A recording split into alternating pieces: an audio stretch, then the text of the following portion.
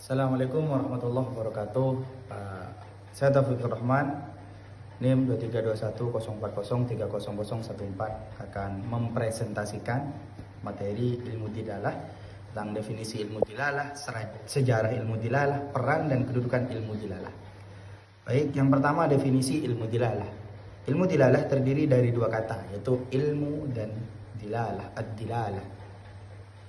Yang berarti penunjukan atau makna secara umum semantik atau ilmu dilalah adalah ilmu yang mempelajari tentang makna suatu bahasa, baik pada tataran mufradat kosakata maupun pada tataran terkib atau struktur. Fokus kajiannya meliputi asal usul makna, terus perkembangan makna dan perubahan makna dalam bahasa. Setelah itu demikian tentang definisi ilmu dilalah. Kemudian saya akan melanjutkan tentang sejarah ilmu dilalah. Satu, ada dua fase, ada fase klasik sama ada fase modern. Yang pertama fase klasik. Secara historis, kajian tentang makna sudah ada sejak zaman Yunani kuno. Aristoteles merupakan tokoh pertama yang mendefinisikan kata sebagai satuan terkecil yang memiliki makna. Ini menurut Aristoteles bahwa kata adalah satuan terkecil yang memiliki makna, serta membedakan makna otonom dan makna akibat hubungan gramatikal. Plato juga membahas makna melalui karyanya Cratylus dengan pandangan bahwa bunyi bahasa memiliki makna implisit. Makna implisit ini makna tidak langsung gitu, dan makna eksplisit juga. Di India juga kajian tentang karakteristik kosakata dari kalimat sudah lama berkembang, termasuk hubungan antar lafaz dan makna.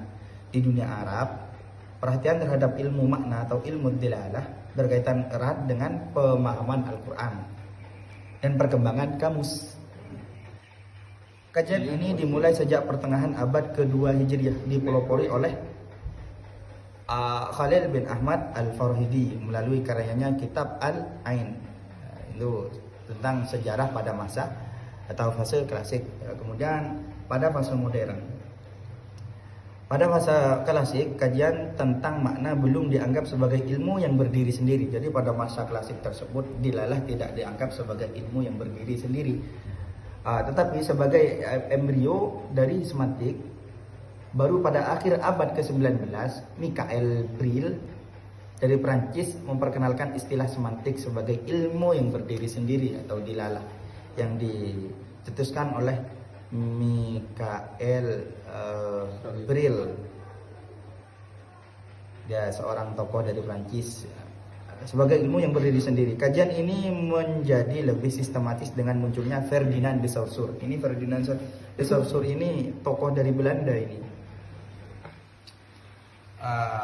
Linguis Ferdinand de Saussure melalui karyanya Corset Linguistique General 1916. Ia dikenal sebagai bapak linguistik modern dan memperkenalkan pendekatan sinkronis atau deskriptif dan diakronis atau historis. Nanti ini akan dijelaskan oleh yang memiliki kewajiban untuk menjelaskan ini atau kelompok setelah saya mungkin. Dalam studi bahasa, kajian semantik kemudian berkembang tidak hanya fokus pada struktur bahasa, tetapi juga mempertimbangkan aspek sosial, psikologis, dan pemikiran. Tokoh lain seperti Ogden dan Ricard juga turut membahas makna dalam karya The Meaning of Meaning. Dalam tradisi Arab, perhatian terhadap semantik terlihat dari penyusunan kamus yang berkembang dalam 3 fase: perumusan kata tanpa penjelasan, penyusunan lafaz secara teratur, dan penyusunan kamus komprehensif seperti karya Al-Khalil bin Ahmad Al-Farhidi. Tokoh modern seperti Ibrahim Manis juga turut mengkaji hubungan antara lafaz dan makna dalam karyanya Dilalah Al-Alfaz. Setelah itu saya akan menjelaskan demikian secara singkat sejarah ilmu dilalah baik pada masa klasik maupun masa modern. Kemudian saya akan menjelaskan tentang peran dilalah dan kedudukan dilalah dalam linguistik. Dilalah ini memiliki peran yang cukup sentral ya dalam linguistik, yang mana dia bertugas untuk menyingkap makna-makna yang tersembunyi maupun yang tidak tersembunyi gitu. Jadi kita bisa mengetahui tujuan dan maksud apa yang dikatakan atau apa yang disampaikan itu dengan dilalah. Demikian yang bisa saya sampaikan. Kurang lebihnya mohon maaf. Assalamualaikum warahmatullahi wabarakatuh.